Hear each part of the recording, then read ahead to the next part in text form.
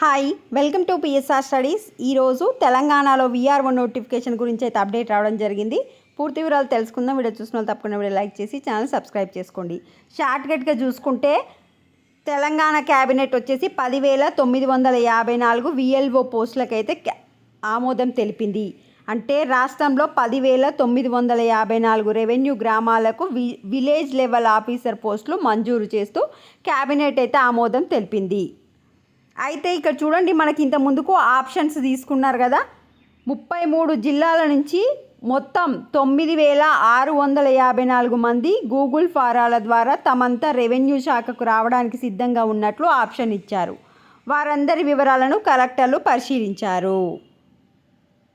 అయితే గూగుల్ ఫారంతో పాటు విద్యా అర్హతలకు సంబంధించిన డాక్యుమెంట్లు అప్లోడ్ చేయని వారిని డైరెక్ట్గా పిలిపించుకున్నారు. వీఆర్ఓలు మొత్తం 5,130 మంది ఉంటే 3,534 మాత్రమే మళ్ళీ రెవెన్యూ శాఖలో వచ్చి పనిచేయడానికి సిద్ధంగా ఉన్నారు. వీఆర్ఏలు వచ్చేసి 16,000 మందికి 5,987 మాత్రమే మళ్ళీ రిటర్న్ వస్తామనైతే ఆప్షన్ ఇచ్చాడు.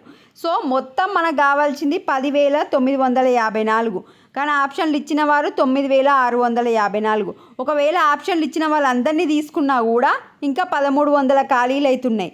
మరి ఈ 1,300 ఖాళీలను కూడా పూర్వ వీఆర్ఏ వీఆర్ఓల నుంచి తీసుకుంటారా, కొత్త రిక్రూట్మెంట్ ఇస్తారా అని అయితే మనకి ఇంకా ప్రకటించలేదు. బట్ ఇచ్చిన వాళ్ళందరినీ తీసుకున్నా కూడా ఒకవేళ 10th, ఇంటర్ ఏ విద్యా అర్హత చూడకుండా రెవెన్యూ శాఖలో డైరెక్ట్గా ఈ 9,654 మందిని తీసుకున్నా కూడా ఇంకా దాదాపుగా 1,300 ఖాళీలు అయితే ఉన్నాయి.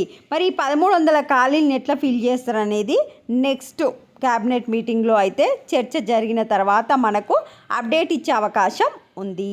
ఇది అప్డేట్. వీడియోని లైక్ చేయండి, ఛానల్ సబ్స్క్రైబ్ చేసుకోండి. Thanks for watching.